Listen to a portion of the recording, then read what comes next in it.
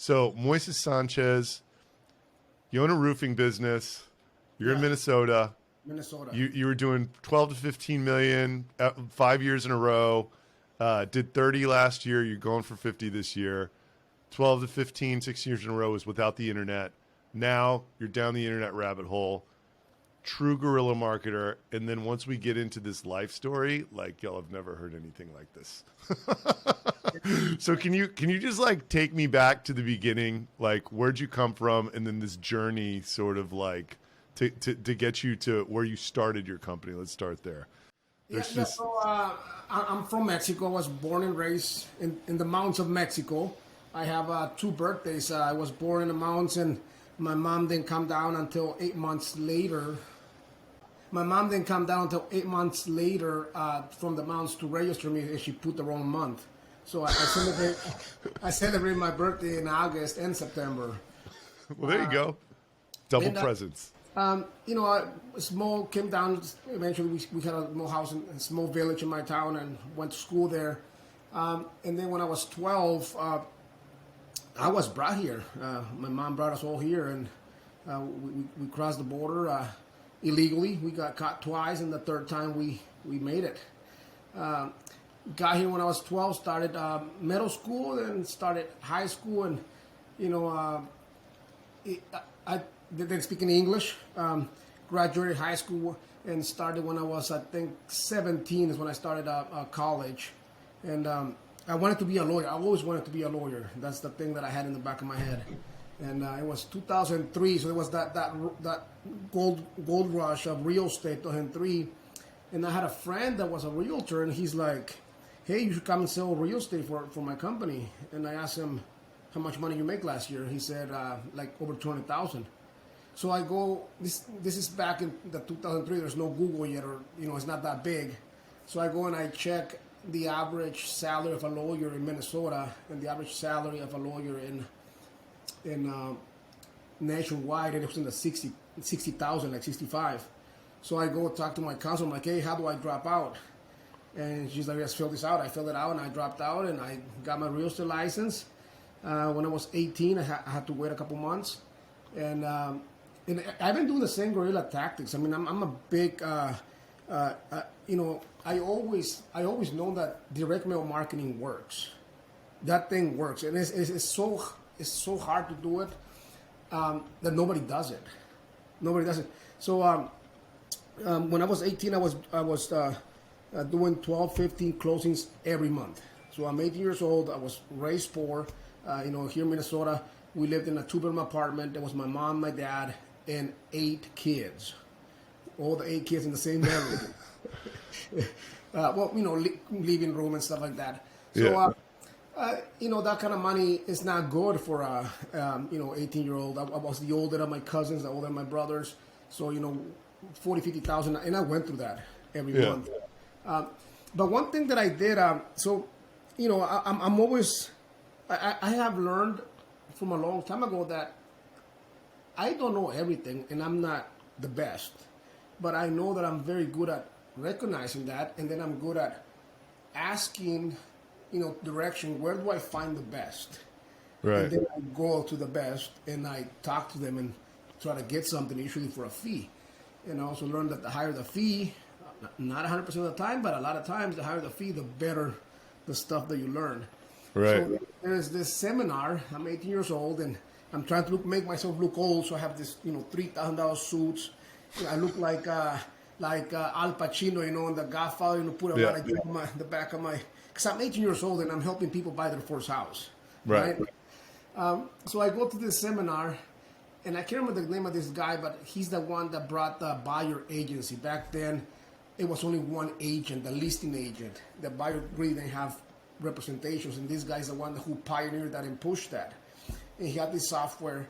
It was like $500, and this guy's having 20, 30 closings every month. He has assistants and everything, and he shows, and this 2003, 2004, and he's showing all these fancy postcards. All the postcards are bright colors, professionally done, and his system is just ugly black and white. And it's a system you can just go there and type it in, and you have a piece of paper, and you cut it in half, and then you send your postcards. But they're so weird and so ugly that they work. They stand out. Yeah. So I send that out. And then it has sales letters that I get listings. And, I only went to 6th grade in Mexico. So I translated one of the sales letters into Spanish with my, 6th grader Spanish. And I translated it as much as I could. And then I printed it. And my broker had some really fancy letterhead paper. And I always loved fountain pens. I'll tell you about what I have here in a minute in my building. But I always love fountain pens. I have a thing for fountain pens. I spend thousands and thousands and thousands on fountain pens. And so back then I had a fountain pen. And I write the letter and I printed it 1,000 times. Okay? And there's like 12 realtors there. We share a floor. And, well, my camera keeps losing focus. And I print the letter, and then I grab the fountain pen, and I start signing every letter by hand. Yeah. And they're just kind of walking around and looking at me funny. After 100 letters, my hand hurt, and I have ink on my fingers, and I'm getting the letters dirty, and I keep going, and boom, like 5-6 hours later, I'm done with 1,000 letters. And once I'm done, one of the realtors, they all start laughing. I'm like, oh, I'm done. They all start laughing, and one of the realtors comes over. He's like, man, you're stupid. Why the hell didn't you sign one and then make 1,000 copies? Right. And I'm like, I generally didn't think of that. I'm like, oh yeah, you're right. So I have a little machine that folds the letters 3 at a time. So I buy it at Office Max or those office box stores, and I fold them and I put them in the envelopes, and then I wrote the address with the pen. Yeah. Same 1,000. Ugh. And they're all just laughing at me. And then I send my letters. It was probably Wednesday or Thursday. And the next week, I got 12 listings from 1,000 letters. Wow. The next day, like the next week, once I keep, I got another one. Oh, I got another one. The next week, everybody on the floor was busy signing letters and send them out. So That's hilarious. I always known that. So I was doing 12, 15 closes a month, 18 years old, with no radio, no website, no nothing. Guerrilla marketing, I always liked that. So another thing that I did, on Sunday, I go to church. I'm not a Christian guy, but I go with my assistants, and we pay I focus on the Hispanic community. I pay the pastor $300-$400 to let me talk at the end. So I come to the floor, and I say, praise the Lord and everything. You guys want to buy a house? There's Lisette over there. She can take your information. We can get you a loan. And I get probably every church meeting, I probably get 4 or 5, but I did it like 3 times a day. So I went to 3 different churches every day. Cold calling. I was there cold calling a lot with my cousins, and these are gangbanger cousins. Right. I'm paying by the hour, and buying beer, buying pizza, and there's a bonus for whoever gets the most, and I think like $34 for every appointment. And one day, these are gangbangers, okay? We got 35 applications over the phone. We just cold 35 applications like in 4 hours, from like 5 to 9, okay? And these people, they give us their first name, their last name, social security number, where they work, how much money they make. So I grabbed and this is before the email, it's not so big anymore. It wasn't that big back then, 2003. I faxed them all to my loan officer. This one afternoon, just like 5 gangster guys, cold calling. You grab the line and you dial the number. I sent them all. Then we went out and we partied like every night. Came back the next day, 11. I had 18 approvals, like 5 or 6 that had a dead social security number, nothing we can do with that, and like 12 that needed some work. Yeah. I grabbed the ones that needed work. I grabbed the dead ones, throw them in the garbage. The 18 I gave to my assistants. Start making appointments. Let's get this going. So 18 approvals for people to buy a house in one afternoon. It's amazing. So there's always doing those type of things. So when I was, let's go back to my story. When 18 years should not be making $40,000-$50,000 a week, especially you were raised poor. So by the way, were you always an outperformer growing up? Like when you were in Mexico, were you just like more motivated and like crushing it harder? Smart kid. When I was a little kid, I was very quiet. Yeah. I was a kid that never spoke. I always been physically a small kid. very quiet kid. Not because Yeah. I was scared, but because I had nothing to say, and Right.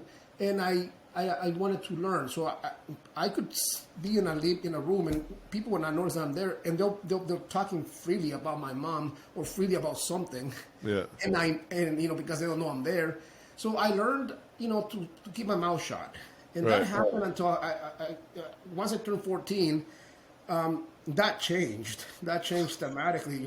I became a waiter at Denny's at 14 with a fake ID, and the cooks at Denny's destroyed my mind. I learned a lot of things about life, about women, and about there's a play of words in Spanish, and that changed me, and I always wanted to have money. I always wanted to have money. I knew poverty. I knew that in Mexico I go to bed hungry because there was no money. So Right. I said, I'll do anything I have to do as long as it's not illegal. But if it's illegal, that's the only option. I'll go ahead and do it. But thank Right. God I've never done that. But I always was willing to do whatever it takes so I'm not poor again. So I'm not in extreme poverty. Let's go back to when I was a realtor. Somehow one week it turned out that in 1 week, I'm 18 years old, I closed on 2 houses, one to flip and live and one to flip and sell. Got myself a brand new Mercedes-Benz, a Mustang, and a BMW, all from Monday through Saturday. Monday through Saturday. So I made the money and I spent the money. But then I had a girlfriend and we broke up, a 3-year relationship. And that got me into a lot of trouble. I started drinking a lot, doing a lot of drugs. And my mom and dad literally came from Mexico because at this time they went back. And they literally beat me back to Mexico. They said, you're on the wrong path. And they literally grabbed me and brought me back to my town. I was 20 years old when I went back in 2005. Yeah. And that got me off the drugs. That got me off the drinking. And that's where I met my wife. And I took with me $350,000. The peso was $10 back then, so that was a lot of money. And I was thinking of buying the gold coin, but I didn't. And instead I started a pig farm. What inspired you to do that?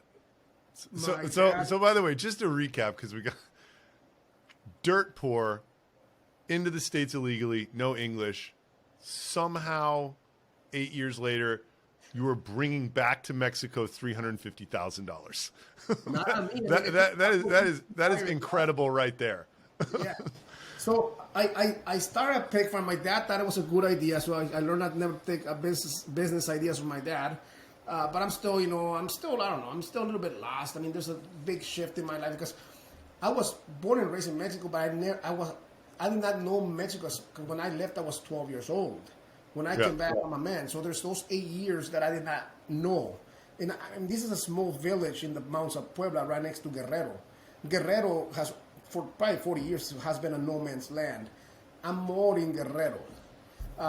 So I went there, small village, and I started building a pig farm, and I ended up with 5,000 pigs. And I have 10 people. 10 people, and I'm 20 years old. I have to a lot of people, I had a lot. So I had a Dodge Ram, I had a Sonoma, I had a dirt bike. I bought a horse from a big drug dealer from Michoacan. It's a trained horse, a beautiful horse. You get on this horse and you look like a general. Anybody that gets on this horse, you put music, it dances. So it's a So I had all this, and my wife, she was the town president's daughter. And everybody wanted her, but I got there and boom, I got her right away, On the horse. No, that was before the horse, but after the horse, I when I rode that horse, woman would whistle, Yeah. And I don't know if it was whistling at me or whistling at the horse. Right. But I created a lot of, and another thing, that's my persona. I kind of show off. I try not to, but that's the way I am. Right. It's mine. I like to enjoy it. I like to show it off. Look at my shiny object. Look what I can do. Yeah. That's just the way I am. Totally. But that created me a lot of enemies out there. So I had my horse. The best time in my life was when I married my wife. We went and lived in her grandpa's abandoned house. I painted it. I refurbished it. A small little house right next to a creek. And I lived there for 3 months, maybe 4 months. and that's probably the best months of my life. You go to bed, you can hear the creek at night. Yeah, it's wonderful. And you wake up in the morning, and you can hear the creek in the morning. Very peaceful, just me and her. And I have 10 people working for me. I'm selling pigs. I'm not making a lot of money, but I'm making about $600, $800 a week. That's a lot of money over there in a small little village. Yeah. Give me enough money to live a decent life, have fun, And May 25th, 2005, I get there at 9 in the morning, and like right away, they were waiting for us. They started shooting at us. Who's And, that?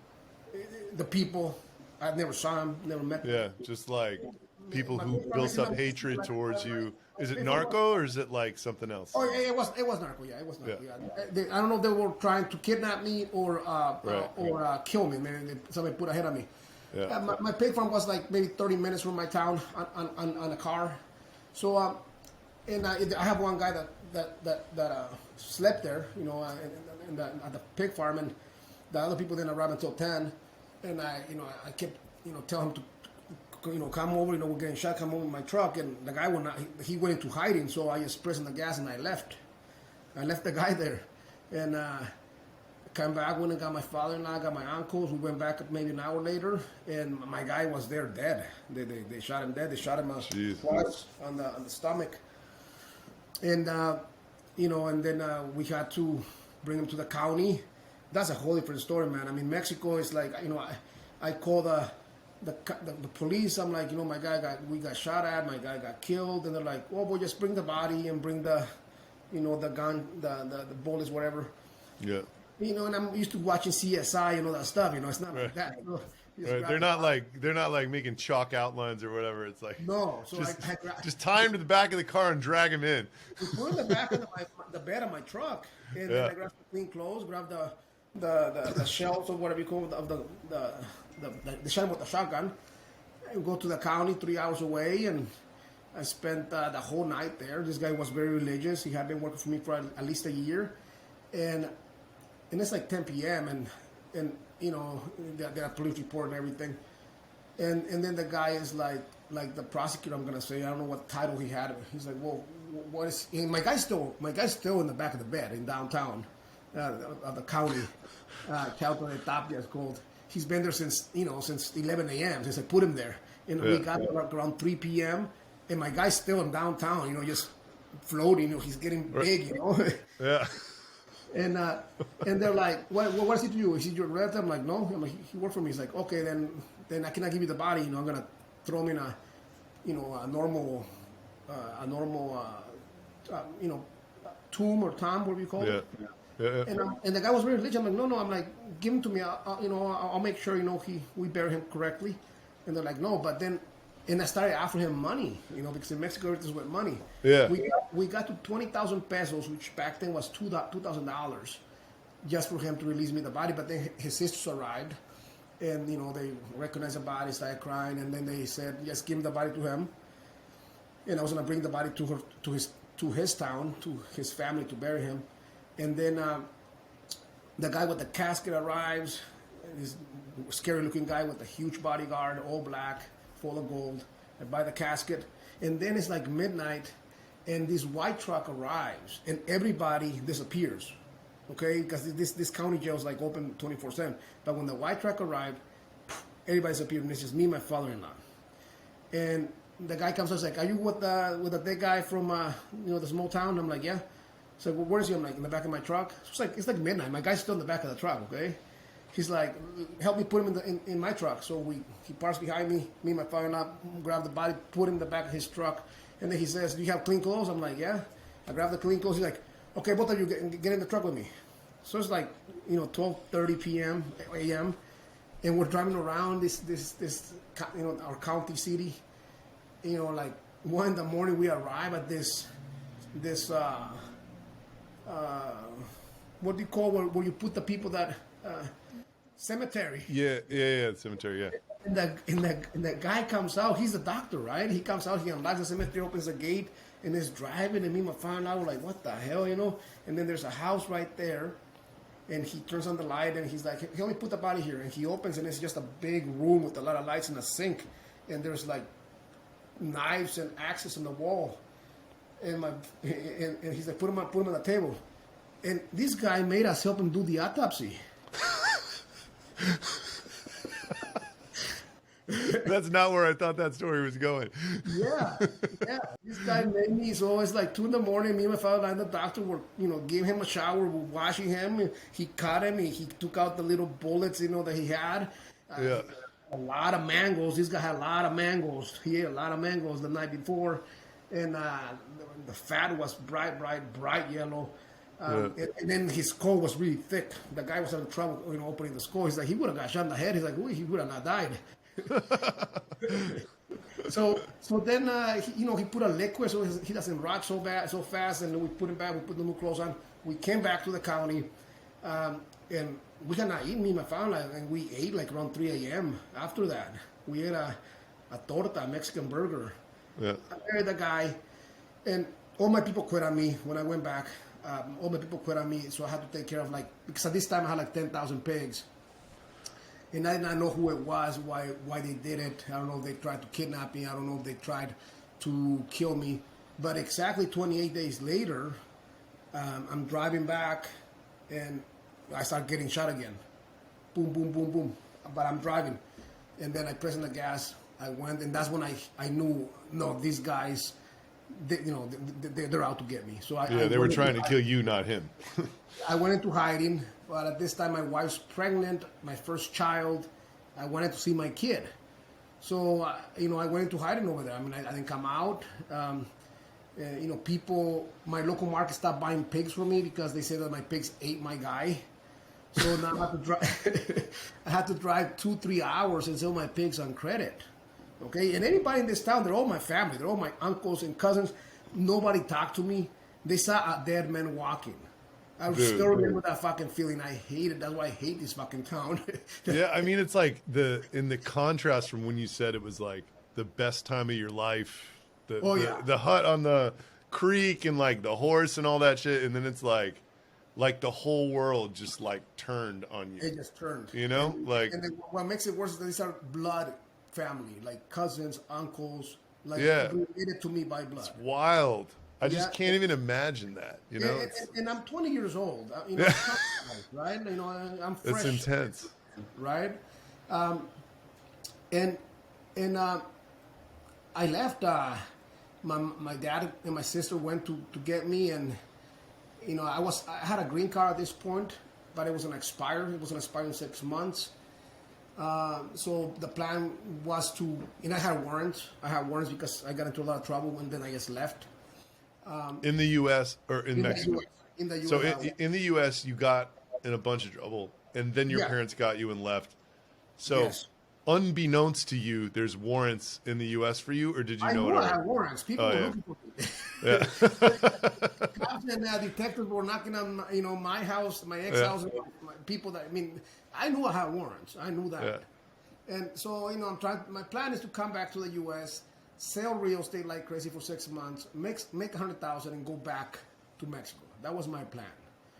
So my dad... A different part of Mexico or like the same village? No, different part. Yeah. Start over. I have not been back to that place. I can never go back. Yeah. I can never go back. Yeah, I hear you.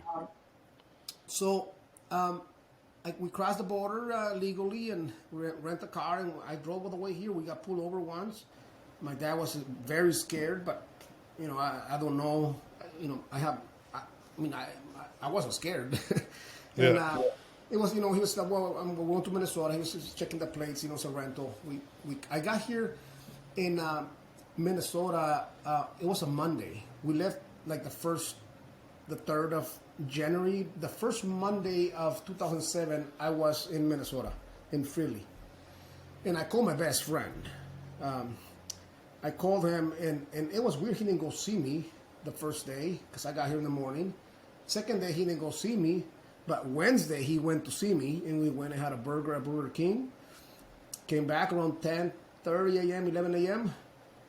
Cops come in, break the door, and they throw me and my brothers on the floor, and they're yelling at me, cursing them. But they ignore my friend.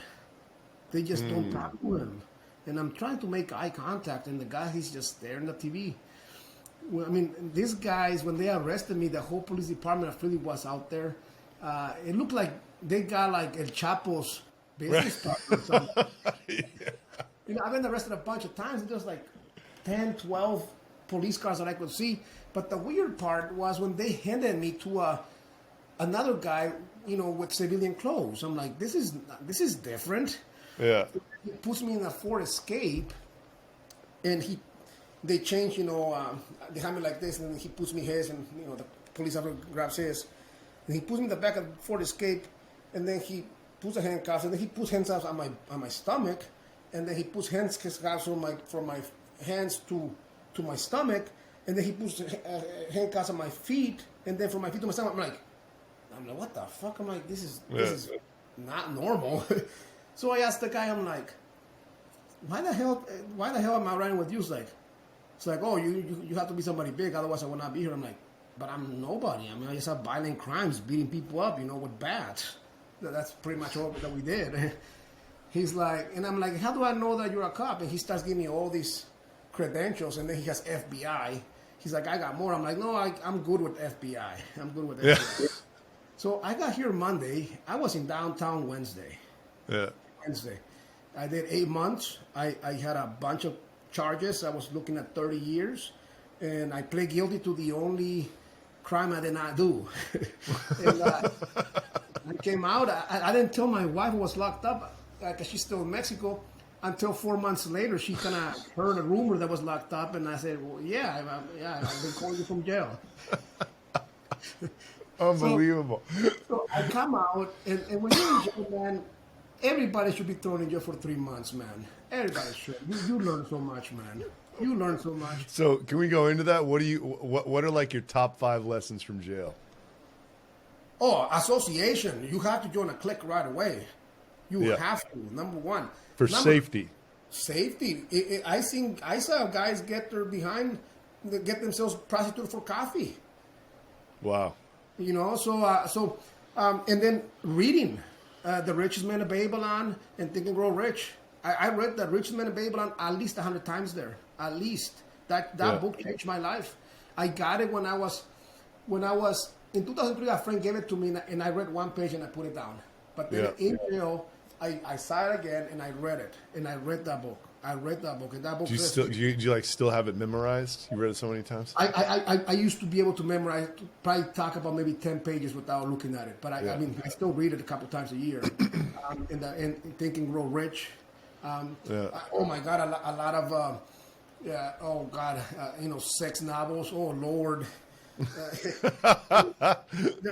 Black woman. This black woman writer that she was so good at writing this book, man.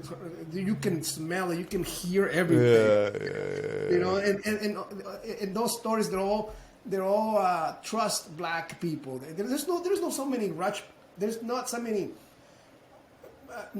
sex novels written by black women is full of rich black people.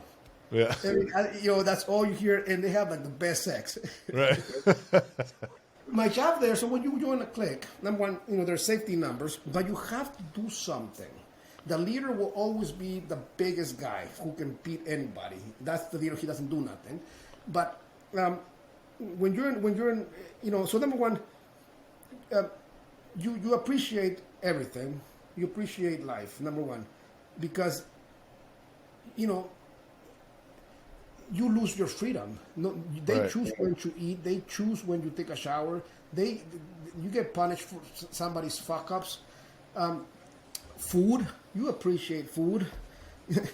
When I came back, I had so much stress that I had gastritis. I had acid reflux, really bad. Yeah, it went away when I was in jail. There's no spicy. There's no pepper. There's no salt. Right?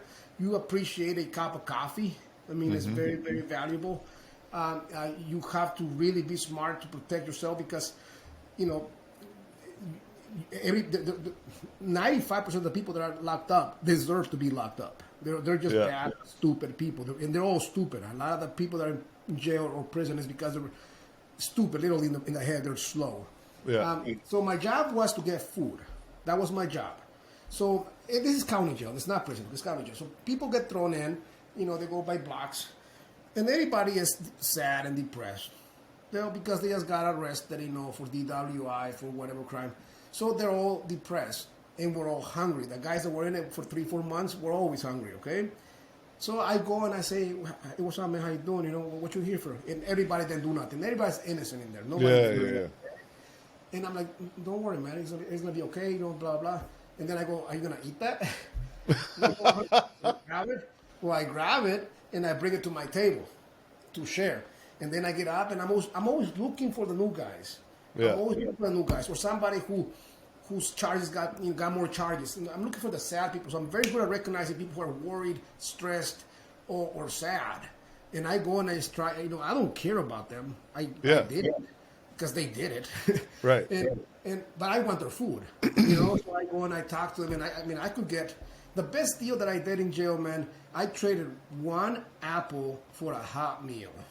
Wow. A hot meal that's pretty big, okay? Yep. And then one thing that I did, you know, I'm with the Mexican table, the Hispanic table. Our leader was a big idiot from Campton, huge guy. He killed two guys. They wanted to give him natural life. He wanted 25 years.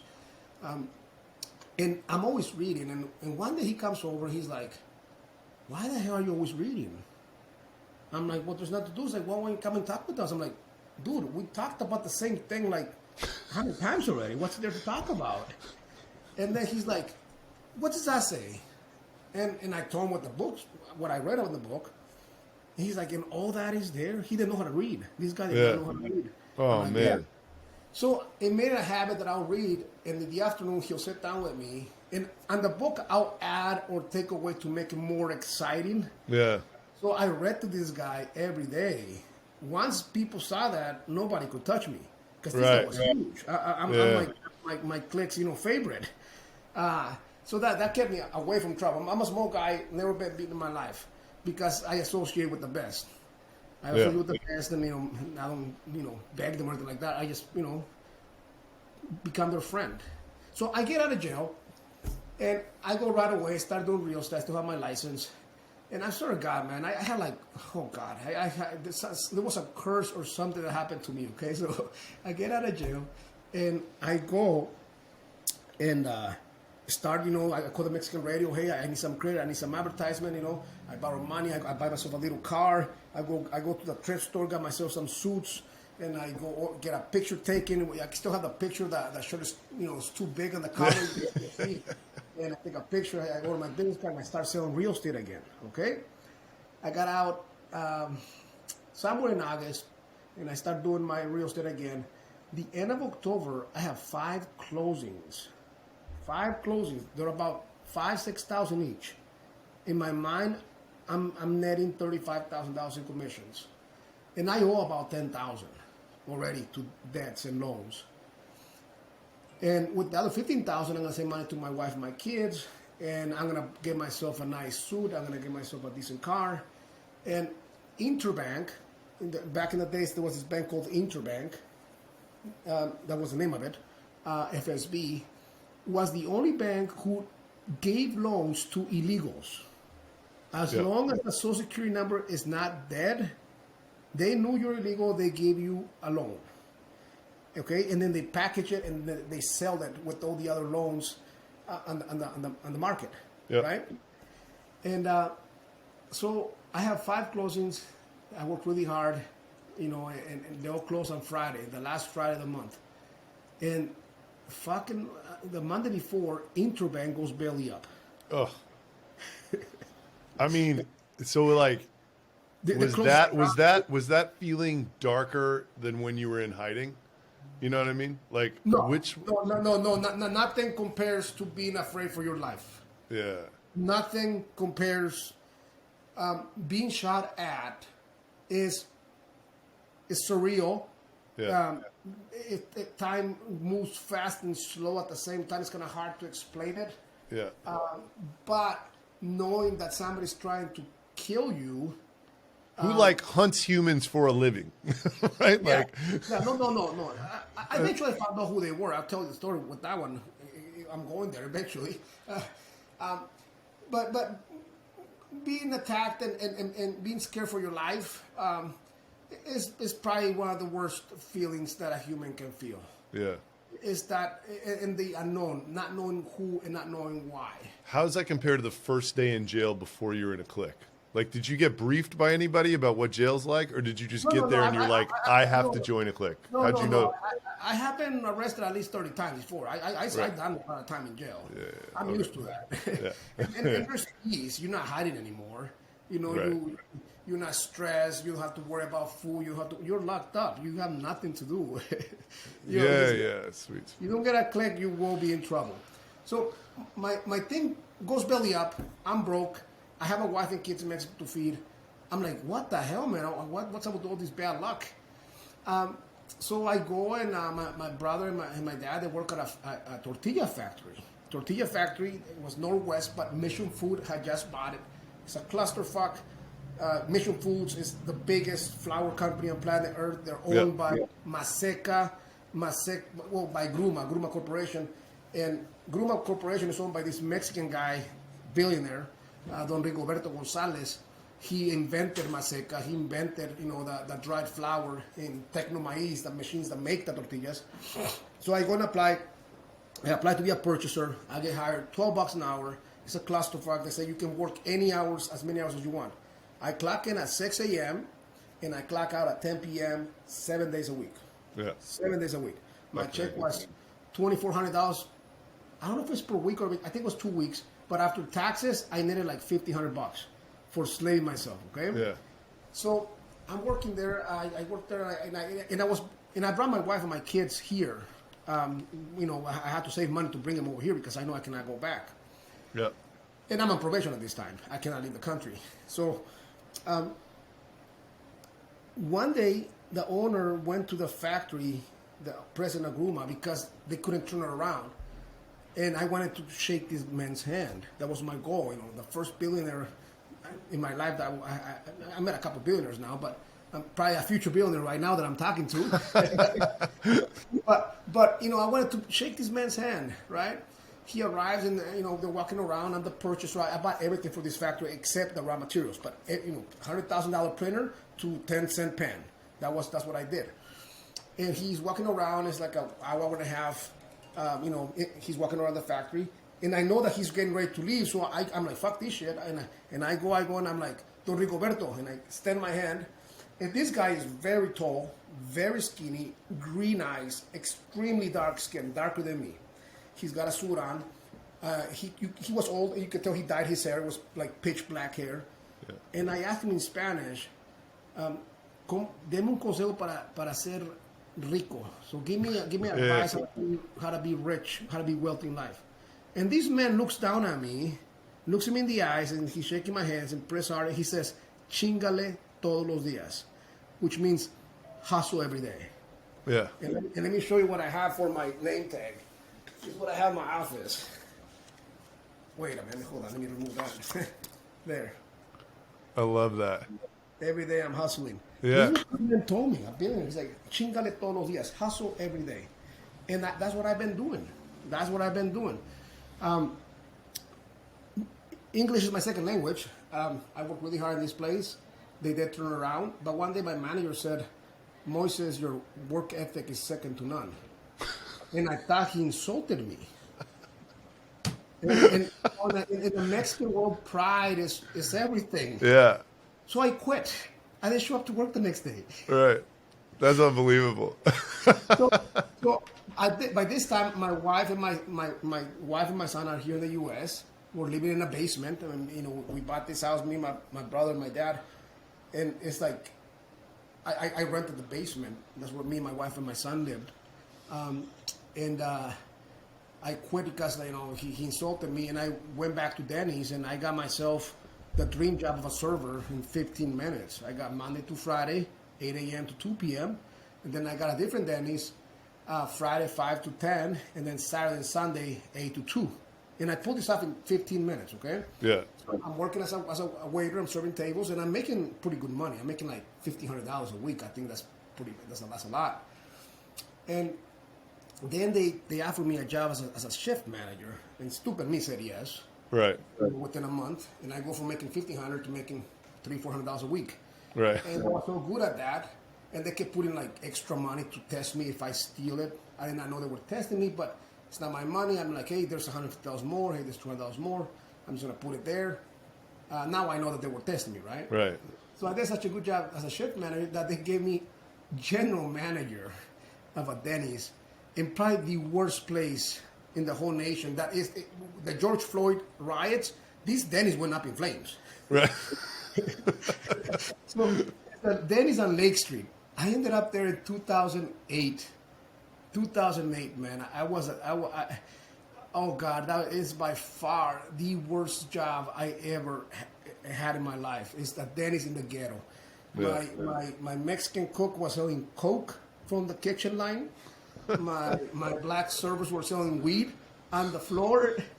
I had this white lady server that her husband will come around 2:30 p.m., 3 p.m. and she'll go against the wall and he'll like check her pockets and her bra.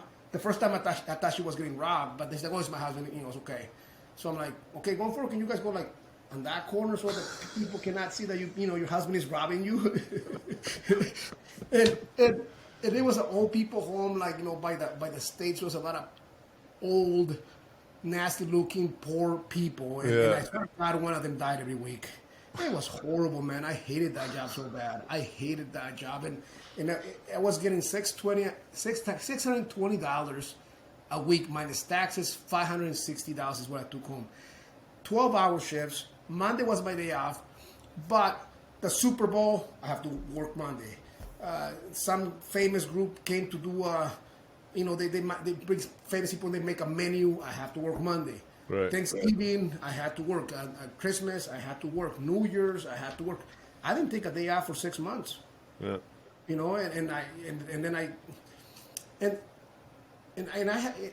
have felonies. I'm on probation. Corporate world is not going to hire me, right? Because they check your background check and blah blah blah. You're garbage. So I went to Monster.com, man, and I knew I need more money. I need more money, and I knew that sales was the only way to do it. So I go home, and I apply 100 times because that's the max that Monster.com lets you. Yeah. I'll submit my resume 100 times every night. Every night. There's a song that I listen to when I have a little daughter by this time. It's in 2009. I have a little daughter. And I listen to a T.I. Hell of a Life. I listen to that song every night, man. That's the first time I saw a Rolls Royce, a Phantom. And I have that car right now. I have a Rolls Royce Phantom. I did not know what a Rolls Royce was until I saw that music video. So I mean, incredible.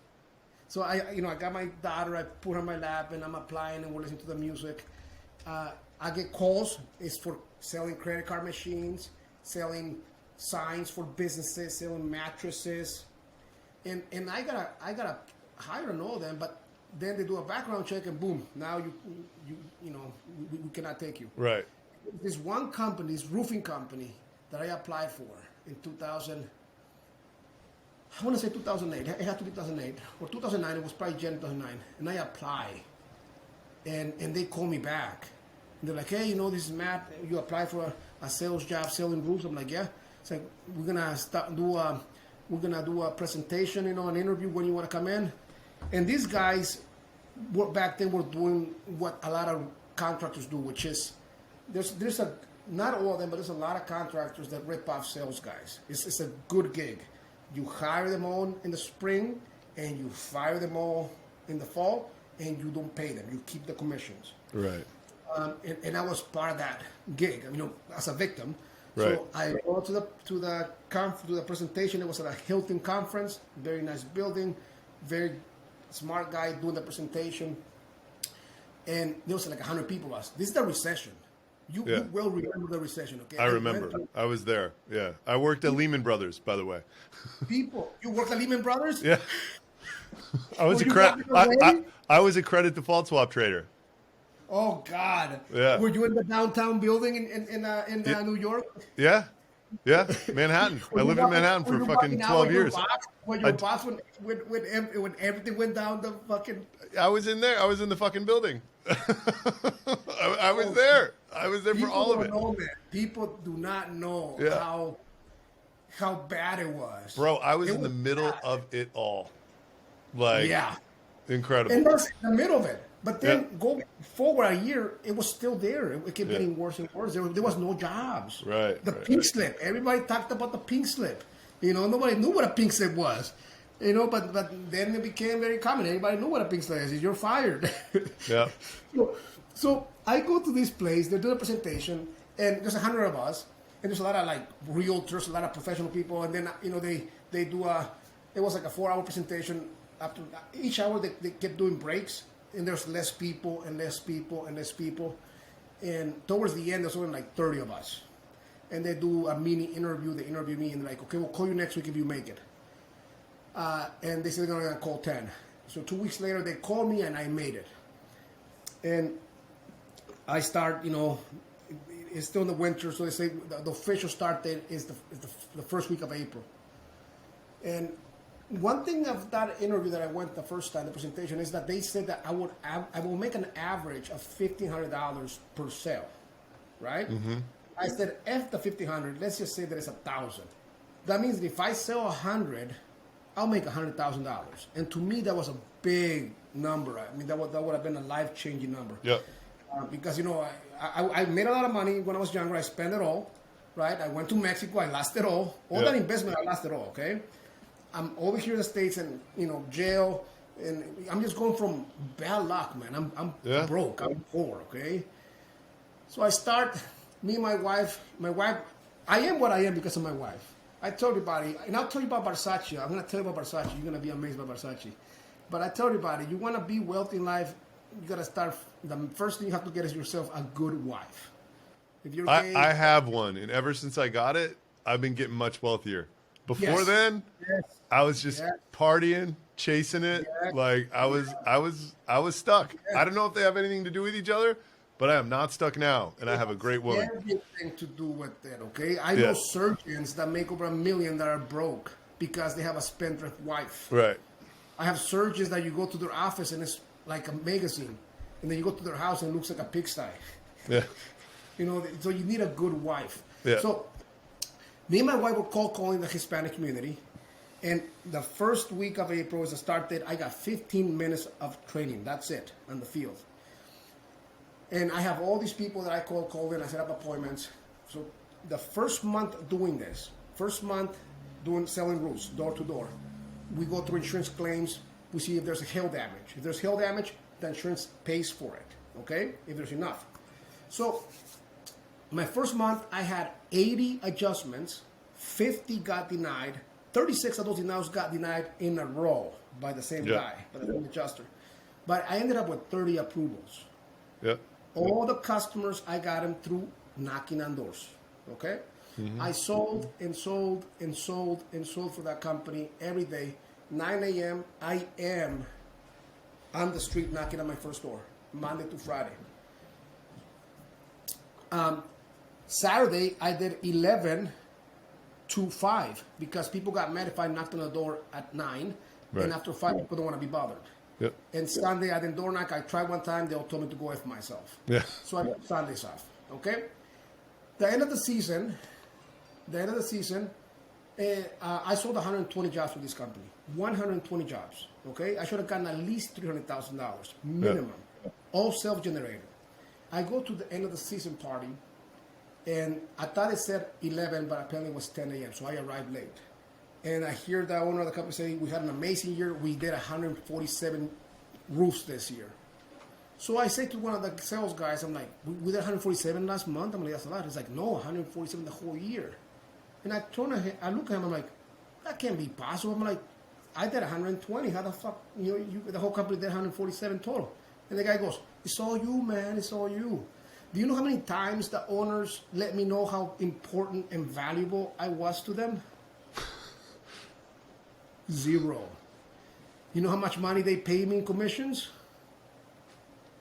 $35,000 total. Ugh. That's how much they pay me. Okay? But I learned the business. Next year, I open my own shop. There you go. I open my own shop. Just me and myself. I was a sales guy, was everything. I didn't take it that big because I was making pretty good money by myself. 2015 is when I decided to grow, and I got myself a lot of sales guys. Yeah. And then, right away it was 10 million, 2015. And so 2022, go back 5 years. So 2017, I've been doing 12, 15 million every year without the internet. Right. Without the internet, okay? Telemarketing, direct mail marketing, and canvassing. That's it. Last year was the first year that I went after the internet. And the reason why, before I had sales guys, I sold a lot. I'm always looking for ways how to sell. I had my own Segway, the real Segway. I had my own Segway. And I went and I hired a lot of guys. One thing that I'm really proud of, that I pat myself on the back and I'm proud of, which I cannot do anymore. So I understand now that what got me here is not what's going to get me there. Totally. So I have to change. So I'm really good, or I've been really good at grabbing Mr. Nobodies, Mr. Losers, and building them into, big shots. Young kids making $200,000-$300,000. Kids that are making the most in their social circle. They become the leader of the social circle because they're making money. I've done that a lot. I don't judge a book by its cover. But the problem is that they're not the professional sales guy. Right. They're not. They're never going to be the professional. They have hustle. They have drive. But they're not going to be the professional sales guy with the computer skills, the people skills that I need now to have a smoother operation. Because hustle can get you business, but if you don't have a professional salesperson, you're not going to have a smooth operation. The bigger the company is, the smoother it has to be so it can run. Otherwise, it's very hard. Yep. I got a bunch of sales guys, big hailstorm. We started storm chasing. I opened shop in St. Louis, Missouri. I had an office there. I opened shop in Chicago, but it was just for storm chasing. So it hails, we all go to that area. Yep. And then it hails in Chicago, we leave that area. I leave a couple guys there to clean up, and then I go to Chicago. Where's everybody live? I mean, is renting places or like trailers or like what's the deal? When I travel with like 30 sales guys, couple canvassers, and probably 50 roofers, probably like 80 of us, and I just rent motels. Yeah. We live in motels and we get kicked out every night because the guys are drinking and partying. So and also when you're storm chasing, you're always working, and you're like you're like the father of everybody. Like you're responsible for everybody. Yeah. So I stopped doing that because it's a bad business model. So came back over here. We had a huge storm 2017, and that's that storm that changed everything. We sold like crazy. I went and got myself. I bought 25 Segways, the real Segways. Yeah. From a guy in Florida that he went out of business. They have those Segways that you rent. Yeah. So I got 25 Segways, and I gave Segways to all my sales guys, and they're all in the Segways driving around. But again, these guys are not professional. I'm pretty sure some of them pawned them. Some of them got stolen. and Segways are great, but you have to. The thing that kills you is the battery. Yeah. The battery dies. You have to keep it charged. I mean, the battery is more expensive than the actual machine. So I don't even think they're around anymore. So I got Segways. I also had let me show you what I do. This is what the machines do. Yeah. Amazing. That's with the pen. Yeah. It's incredible. Okay. With the real stamp, permit, right? Yeah. And if it has a permit, I don't have to put my return address. So it's very important for me to not do nothing. Doing nothing is probably the best thing that I can do. I don't get that much. So when I get hold on. Say that again. What's important for you? Are you talking about like physically do nothing? Yeah, you want to be the one who's not actually executing anything. Is that what you're saying? No. I want to physically do nothing. Right. Get to the point of boredom. Right. At Zero some point. activity. Yeah. That's That's like a goal of yours. It's not a goal, it's a necessity that I don't get. Yeah. So I'm always shooting for that. I'm always shooting to get to the point where I'm bored. Right. And eventually, I am almost at that point of doing nothing where I delegate almost everything. Yeah. I'm almost there. But it's always a little bit hard because you're gonna get pulled in every now and then, Yeah. right? But on a daily basis, I strive, or on a weekly basis, I strive to get to a point for an hour or two or an evening to do absolutely nothing, like nothing, like get bored. And every time I do that, and I have that time, it's either TV, Netflix, or YouTube. Okay, so people know that You're saying, could I just ask one specifying question? Does Netflix get you there, or is Netflix what you're doing when you are there? You know what I mean? Netflix is what I'm doing when I get there. Okay, yeah, gotcha. Yeah. Sweet. And that's just to waste time. Yeah. And if there's nothing good on Netflix, I end up on my computer on YouTube. So there's companies that know about me selling and me running this roofing company and doing things different, and they're trying to interview me or talk to me, and I keep saying no. You're the first guy that I talk to, okay, ever. I appreciate it. And This is gonna go viral. There's this guy called Dimitri. He's right here in Minnesota. And he sold his roofing company and he started Roofing Insights. And he is the guy now. He did this like 5 years ago, and his roofing channel is big, and he is kind of like everybody follows him now. Okay, so I'm sitting right there, and I don't like Dimitri because he preaches everything that I'm against for. He goes family time, turn off your phone at 7. He talks, stay small. Yeah. And me is like, no, fuck you. Yeah. Go as big as you can. And there's no balance of family time. Don't try it. Your life is your work. That's the way I think. Let me tell you how I feel about my job, okay? Have you seen the movie The Chocolate Factory with Wonka? Yeah, Willy Wonka and the Chocolate Factory. Yeah, it's great. Have you seen that fat kid? Yeah. Well, I'm that fat kid every day. Yeah, you're the fat kid in Willy Wonka's Chocolate Factory. I'm that fucking kid. Every time I wake up, man, I'm that fat kid. I love what I do. I genuinely love what I do, okay? That is great. I'm not saying that it's easy, it's not. But I fucking love it. I'm not saying that I'm tired, I do. But I still fucking love it, okay? Yeah. I'm excited. It excites me, okay? So I'm watching Dimitri, and he's interviewing Lee Height. Lee Height's a good friend of mine.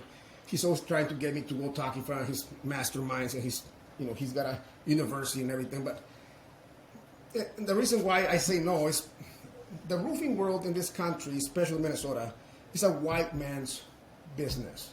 Right. Mexicans, they're supposed to be on the roofs, replacing the roof. Totally. They're not supposed to be Trabajando.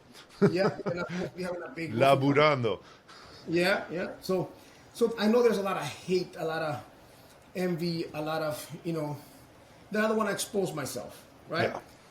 So Dimitri's interviewing him, and Lee Hyde, Dimitri asked him, telemarketing leads, which one do you recommend? And he says Jose Flores. And I know Jose Flores, a good friend of mine. I buy all my telemarketing leads from him. So I felt good. I'm like, okay, so Lee Hyde says Jose's good. Okay, Jose's good. I feel good. And they're checking out his office. He's got a $65 million roofing company. He does commercial. And there's this machine, man, running. And Dimitri says, what's this? And Lee Hyde says, oh, that machine's on all the time. It's like, that goes to all the big bosses, the big projects, we send those letters. It's like the machine writes with the pen.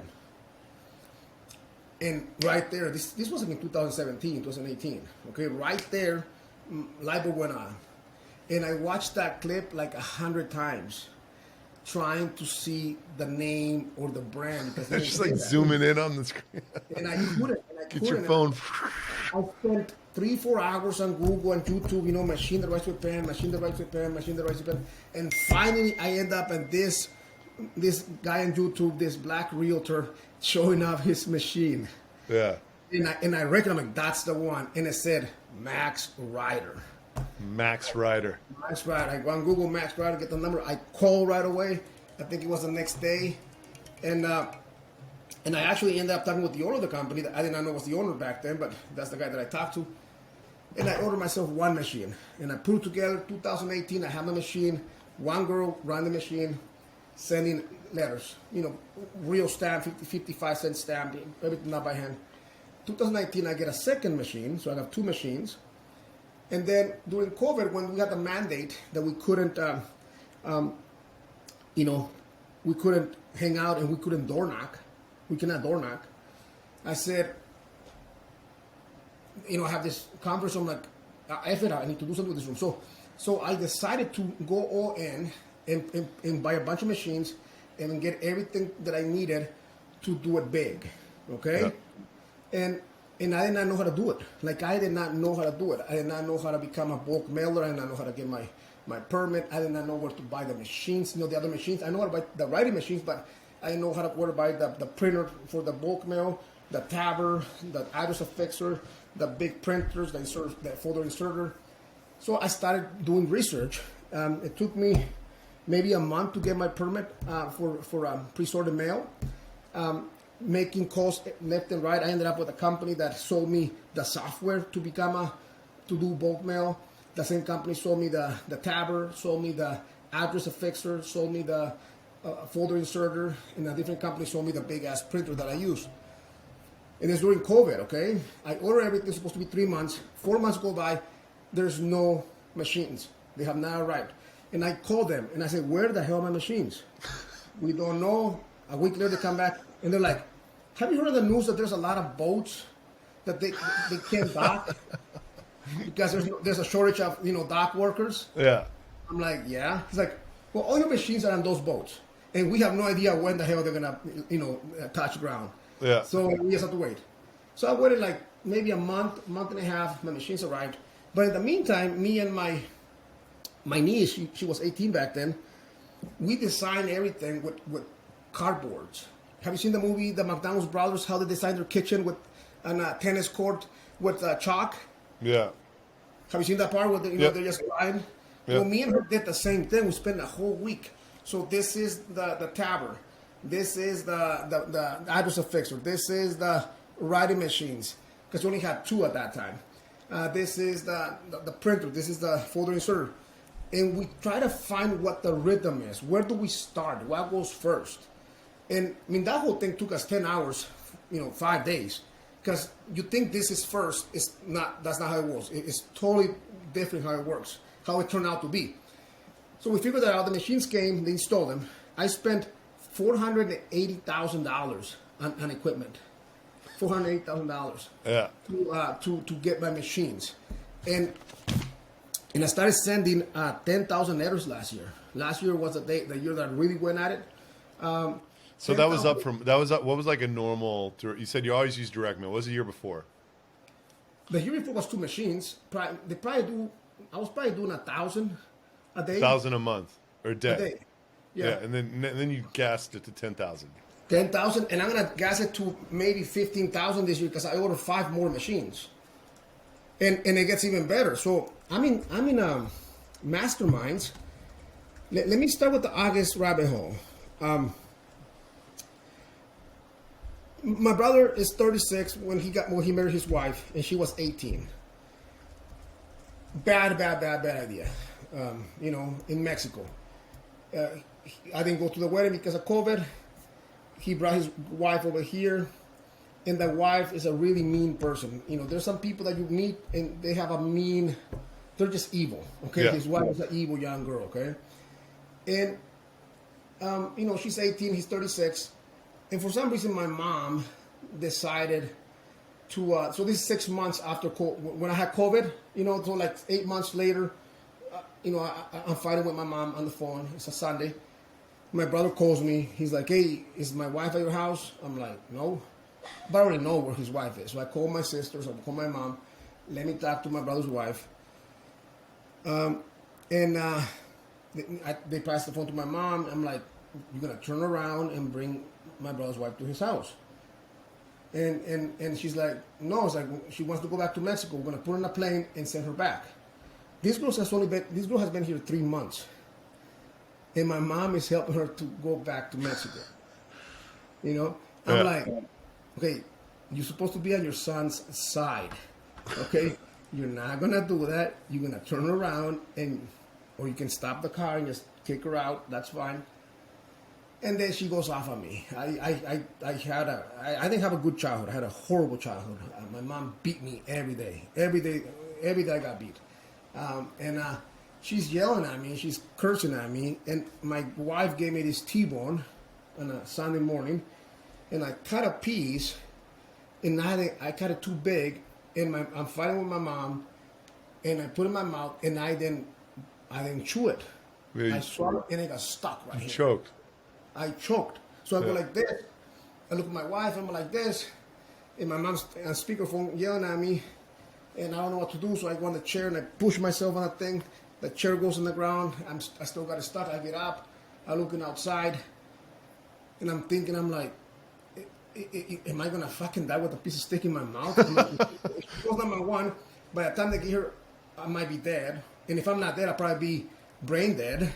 I'm like, this is not coming out. I need to swallow it. So I grab a bunch of saliva, the most I could, and I swallow a little bit. It hurt a little bit. So then I think, oh, water. So I go to the sink, grab a glass of water, and my wife, she's hitting me in the back, boom, hitting me really hard. And I grab a glass of water, and I go like this, and boom, all the water comes out. So I grab water again, and I'm like, I need to swallow this. So I put water, and I shove it really hard with my hands, and boom, it finally moves down. And I could breathe a little bit, but it's still stuck right here. So I grab more water, and I drink it. And my mom's still yelling at me. I go and I hang up. And then I was thinking like almost every day. I'm like, I almost died from COVID, and I almost died with a steak. And I haven't thinking about my life. I'm like, I really haven't done much with my life. I do okay, but I haven't done much. And it's so easy to die. Right. So last year in 2022, the first week of January, I decided, let me see how far I can take this thing. The roofing company. Right. And I said, and I know I need the internet. I have not got internet. Not because I didn't want to, because I did not know how to do it. I tried it, but I'm not a CPC expert. I'm not a Facebook expert. I know how to put a little simple campaign and spend $40,000 on it, but I don't know if I'm getting customers. I don't know. I don't have a funnel. I don't even know what a funnel was. Right. But I knew I wanted the internet. I knew that.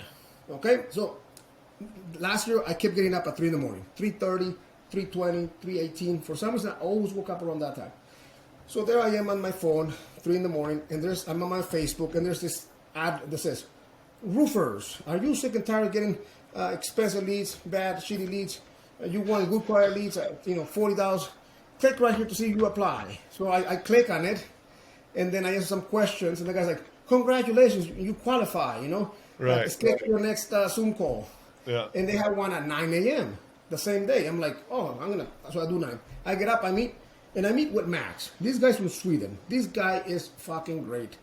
This guy got me 1,200 appointments, roof appointments last year. 1,200. This guy has never been to the U.S., yet he only focuses on helping roofers in the U.S. get customers through Facebook. Yeah. So I have this guy. What a niche, right? Like, God bless him. It's extremely small niche. I think he calls it SMMA or something like that. Now he's teaching a course, okay? And that guy's good. That guy's very good. So I got that one. And I'm doing my mailings. I'm doing Facebook. I'm doing telemarketing. I'm doing canvassers. And so I'm doing mailing, telemarketing, canvassers, and Facebook, okay? And then I'm sitting right there last year in August, and I love Jack Daniels. And then I'm in my jacuzzi smoking my cigar. And I'm like, I'm not doing that good. I'm going to do maybe the same as last year. I'm like, God dang it, man. I'm like, how the fuck do I get more customers from the internet? Yeah. So I'm drunk, and I put on my phone how to get more leads online. And I clicked on all the paid ads and the organic, and I set up Zoom calls with 25 companies for Monday and Tuesday. So the next Sunday I wake up and my phone is just with confirmation appointments, and I look at my account like, what the fuck? I'm like, what did I do? What did I do?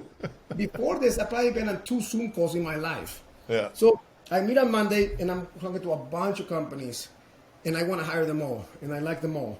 And I ended up hiring 15. I think 7 turned out to be complete shit, but 7 turned out to be pretty good, okay? Yeah. That led me to Zoom calls almost every day, because once you say yes to somebody, then you have to do an onboarding call or a demo call or whatever. Yeah. So I ended up with, have you heard of Blue Sender? No. Wu Sender is nice. Wu Sender is really, really nice. Go high level. You heard Yeah, I of Go don't High know. Level? I mean, I just like, don't, I'm not in this Okay. world. Well, the data that you give me is going to end up on Go High Level or Wu Sender. Yeah, gotcha. There's CRMs that have they have cell phone and email. They're automatic contacting people. Yeah.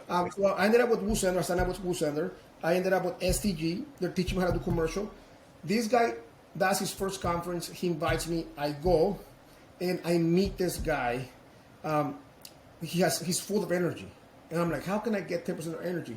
He says, you gotta talk to Cole. I talk to Cole. Cole says, give me your information. I'll talk to you Monday. I talk to this guy. He sells me a program to go to the gym. So I've been going to the gym. I lost 20 pounds.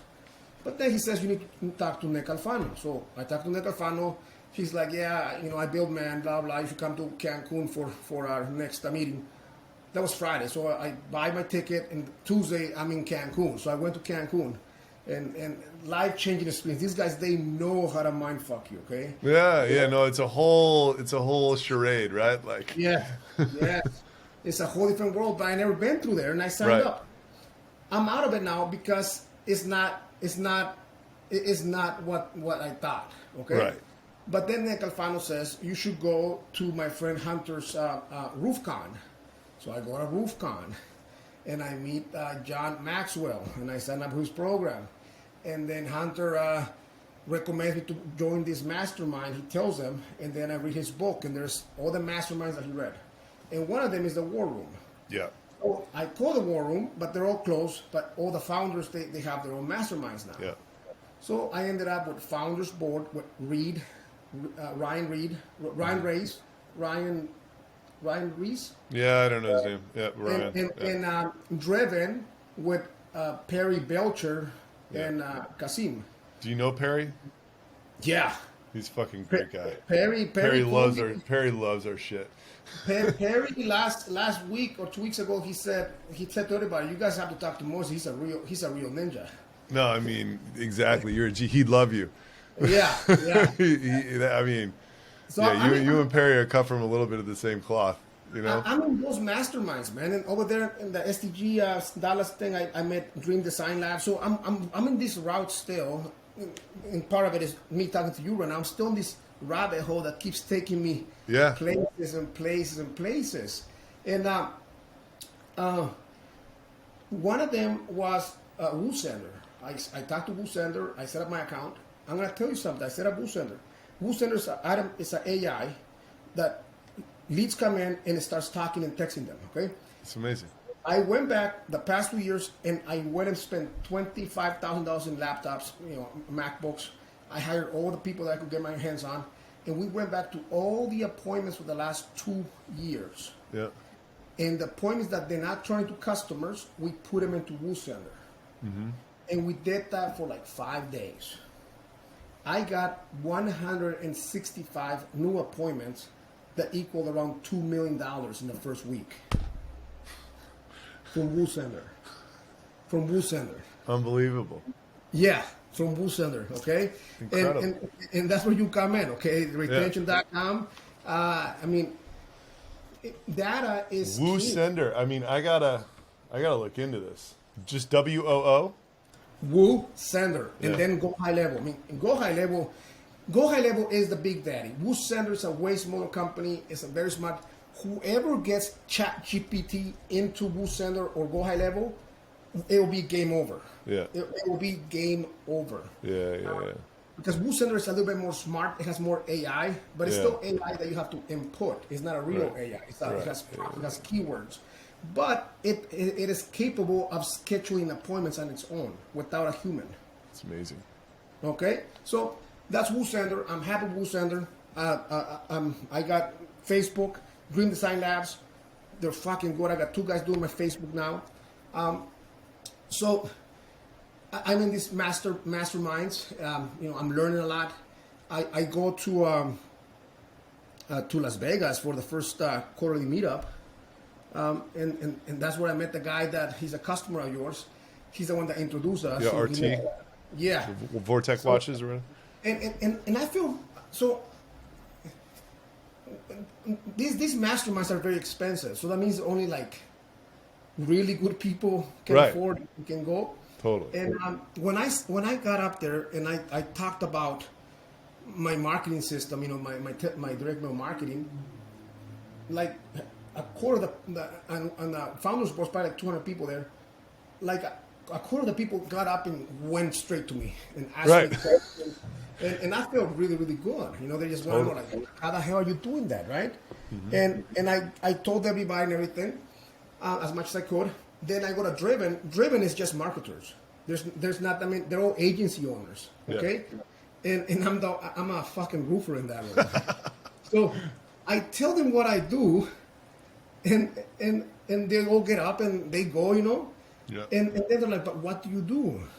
And I go, you're not gonna believe me. I'm like, I'm a roofer. And they're like, there's no way you're a roofer. There's no way you're a roofer. So I'm sitting there with my Remarkable taking notes, Perry's talking. And then he says something that, I said, can you repeat that again? He said, anything laminated does not get thrown away. And I go, can you repeat that? He said, yeah, anything laminated does not get thrown away.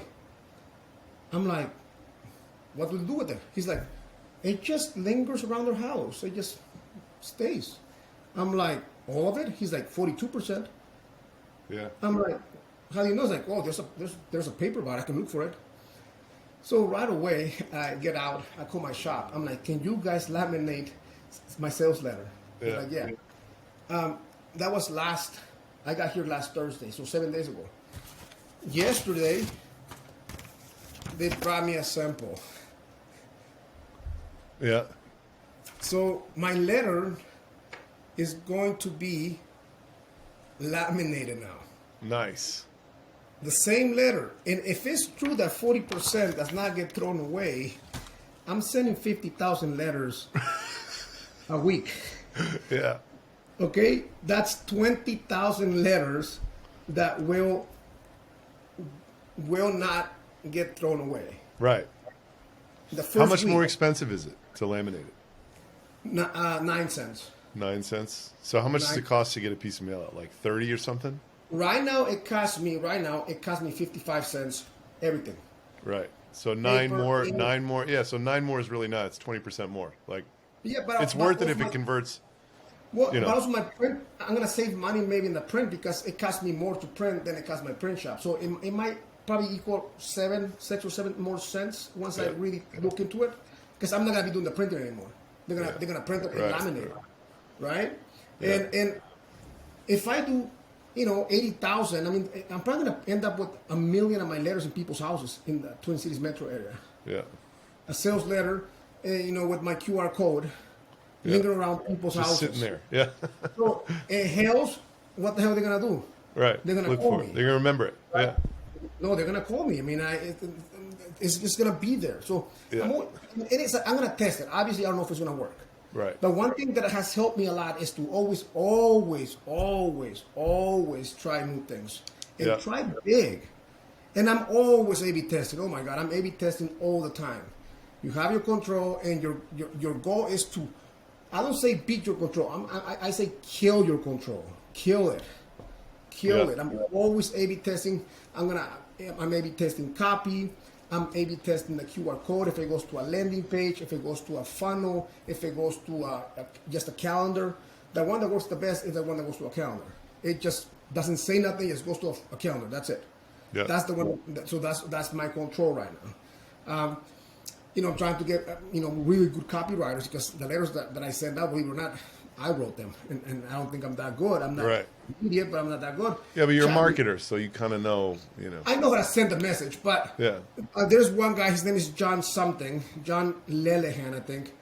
That guy, he's an expert. Have you been, those infomercials that you can't stop, and it says now, like you go on your website and you buy something $100, and it's like, but if you click right now, upgrade to this new system. You're like, I love that kind of shit. So this guy is good at that. He's good at that. Value stack or whatever, all that stuff.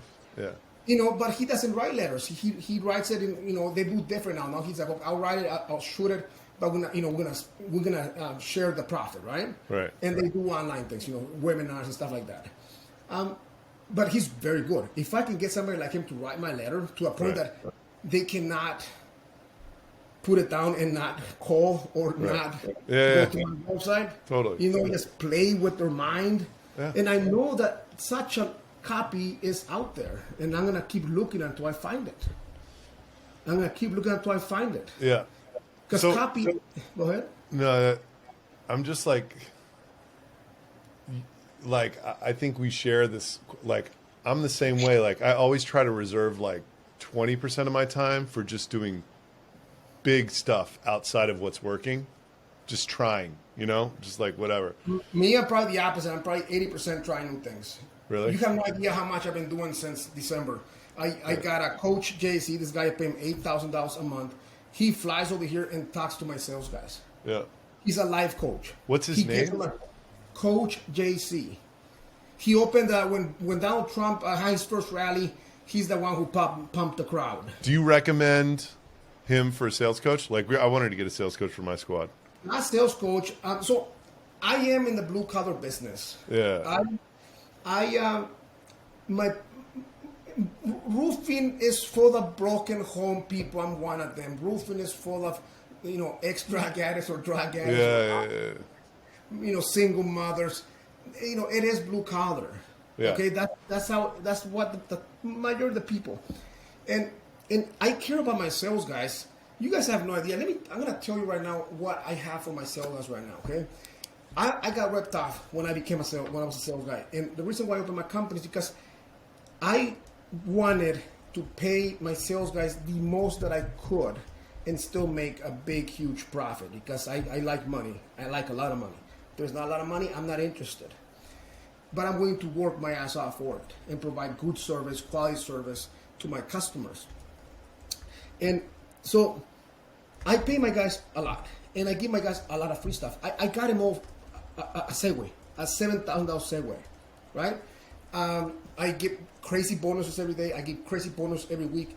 I have yearly bonuses that are like super crazy, like 30% of their income. Two of my top sales guys, I have something that most companies don't have in residential roofing. I have two sales guys that sold over $4 million each. Okay, both made over $600,000. God bless them. Commission. That's their take home. Okay, so I got this life coach, and he was here on Tuesday. That's the second time he comes here, and I saw the difference. It's working. My guys are more pumped up. They're really into it. They're really buying into it, and this guy is really, really, really helping them out. So I'm gonna make a lead magnet to get sales guys, and this is what my guys get. That everybody's gonna be begging, knocking on the doors to get it, and I'm making it so hard for my guys to quit on me or become my competition. Okay, Yeah. That's part of it. Okay, Right. So my guys, they get paid about 20% more than the average company pays, and I'm okay with that. Okay, Totally. they get 6 to 8 appointments put on their calendar, high quality appointments every day. Nobody does that. Dude, we have the same philosophy. I mean, I tell my people, I told my CRO, I'm like, I want our salespeople to make more than they can make anywhere else. Yes. I want them to have an inbound sales job to where they show up and they're just closing fucking deals all day long. Yes. That's it. Yes. So let me keep going. Okay. So 20% higher pay, 6 to 8 appointments per day, high quality. Okay. There's no cap. I'm not going to say you have to stop selling because we cannot handle it. That will never happen. There's 50 years of combined experience between myself in selling, my production team, and my actual roofers, the subs. Okay? Yeah. In the back office, we have a really good system. We can handle a lot. Okay, that's 3. 4, money. We have cash and we have lines of credit that allows us to run very smoothly. They don't have to worry that we're not going to have the money to build the jobs. Yeah. 5, they get 52 weeks draw, a weekly draw. They have check security. Nobody gives draws. Nobody gives draws in the winter. My sales guys get the biggest draws in the winter because of the formula system that I have for the commissions. So they're always getting a check. That's key for sales reps to get a check. This is commission only. Okay. Yeah. That's 5. 6, life coach. Somebody who's talking to you and trying to make you better. Number 7, daily training. Daily training. We're always training. 9 a.m. Everybody's here, and we're training. We're talking about things. We're trying to figure out how to make it better. And it's just who's leading that? Do you have a sales leader who's leading it internally? Are you getting people externally, or like? No. I have a guy that does what he does, train them.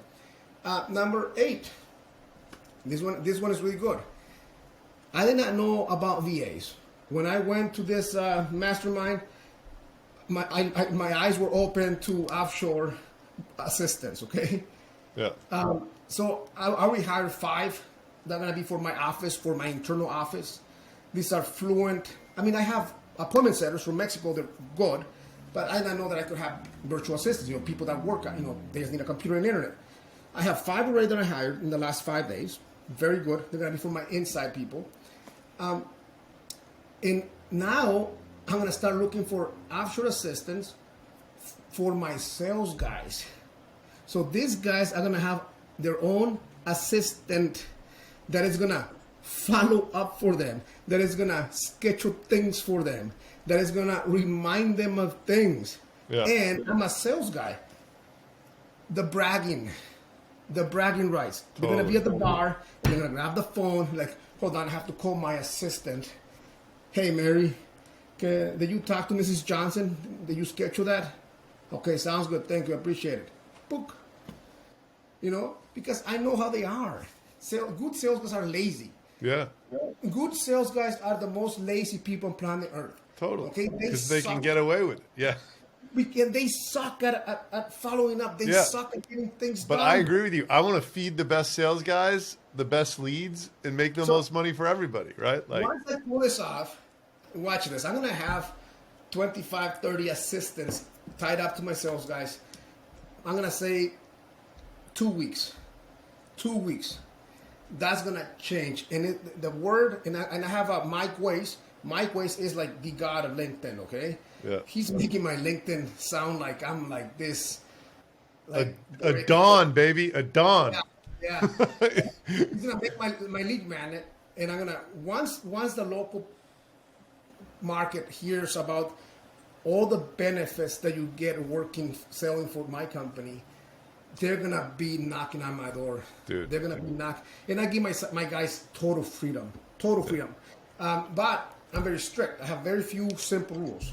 I hire fast, but I fire faster. Yeah. There's very simple rules. I cannot put up with assholes. I cannot put up with irresponsible people. I cannot put up with liars. If I catch you lying, if you're an ass to anybody in my organization, to my customer, anybody in my office, to me, you're out. You're out. If you're late for company meeting, for an appointment, you're out. You're 100% out. Unless you're running it because you're closing a deal, because these are outside sales, right? Yeah. And another thing, we have core values and everything, but one thing that people don't understand, my organization, my team, especially my sales guys, they are first, not the customer. People say customer come first. The customer is not always right. Customer's right a lot of times. But when it comes to something with the customer and the sales guy, we start with the sales guy being first. We start there, and then as we get more information, then we decide, right? I always stand behind my sales team. My sales team, without them, I can't do anything. But at the same time, I'm not on my knees, scared of losing them. I can lose them. I don't care. I can get more right away because I'm always hiring. I'm always hiring. I have guys who've been selling for me for 8 years. I have 12 guys who have been selling for me for more than 6 years. Seasoned sales guys are like walking ATMs. Yeah. They understand the business. They know how the business works. And the most important thing, this is the most important thing, they know what not to do. Right. People ask me, Moises, how do I do this? What should I do to grow my business? What should I do to get to that level? And I said, that's the wrong question. The right question is, what should I not do? Because if you know what not to do, that keeps you out of legal trouble. That keeps you from making huge financial mistakes. That keeps you from making the wrong decisions. So Ask me what not to do, and I'll give you 5. What to do will come to you, because what worked for me is not gonna work for you. Another thing, people test things. Every time I test anything, I go waist deep in it. I don't put my toe in it and say, "Oh, it doesn't work." You have to do big enough to decide if it's gonna work. Yeah. Another thing that I do, anytime I do something, I do with 3 different vendors, 3 different agencies, because they all work different. They all have their own, recipe, and a lot of times, 2 of them suck and only 1 is good, and sometimes 2 of them are good. With my Facebook, I have 2 really good agencies doing really good. They have different advertising styles. Even though they're both on Facebook, I'm still getting appointments to this day from both of them. Both of them. Yeah. Are they competing against each other? Okay, yes they are. But I can compete with my competition, but I cannot compete with myself. Right. I benefit on both sides. Right. The Rothschilds, they'll finance both wars. Right. They're still making money from both of them. Right. You know what I'm saying? Totally. They lose. So I'm like, so people say that, but you compete against. So I'm like, so the competitor can compete against me, and I compete, but I cannot compete against myself. If I beat myself, don't I win? Another thing that I say is, whoever spends the most money gets the customer. I always said that. Dan Kennedy says that. Yeah. And that's Ryan Dice. He said that. He's like, whoever spends the most money wins the customer. And I felt so validated to hear from somebody who's alive. Yeah. You have to spend the money. You have a marketing budget. Don't spend like an idiot. Be a guardian of it. Be a good guardian of it. Protect it. But the goal is to spend it all. Yeah. Spend it all. Sometimes when you can't spend it, then you stop, because sometimes you hit a plateau. So, like with you, I mean, you're a big part. We haven't started. I don't think we haven't gone live with retention, but I already have a bunch of ideas in my head. Okay. You're gonna do well. with the type of ingenuity that you have, like, you don't really fit into our perfect customer profile, but you're gonna make it work. That's for sure. Volume is your friend, man. Volume is your friend. Yeah. Volume is your friend. Yeah, I mean, yeah, I always tell like, you go and do volume. I tell my guys, and probably you guys are doing the same thing. I'm buying SaaS technology. My technology stack. And it's very hard to buy technology right now, man. You guys don't want to sell it because of churn. I get it. It's so hard to buy, man. Like, I almost have to beg your guy to buy, because your customer right now, your ideal customer is Spotify stores. I'm not in a Spotify store. Yeah. But it's like there's enterprise value reasons for it. It's I get it. Like, also for my bookkeeping, he's going for Spotify stores too, but he's really good. His name is Benny. I'm like, Benny, I'm big. I mean, why you guys say no to me? We're the same mastermind. He's like, okay, let me look into it. We just have. I'm like, I get it, but I still want good value. It's very hard for roofers to get bookkeepers for some reason. It's very hard. Okay, I've been rejected 3 times last year. I still have my CPA do my bookkeeping, but I want a good professional bookkeeper that gives me a daily fucking report and shows me where my fucking money went today or yesterday. Yeah. So, dude, there's this new company in the Shopify ecosystem. Okay, it's called Final Loop. It's an AI mix of QuickBooks and a bookkeeper that it does it all. It creates a real-time P&L. That's their pitch. It's just you feed in your transactions. It's Final with only one L. Final Loop.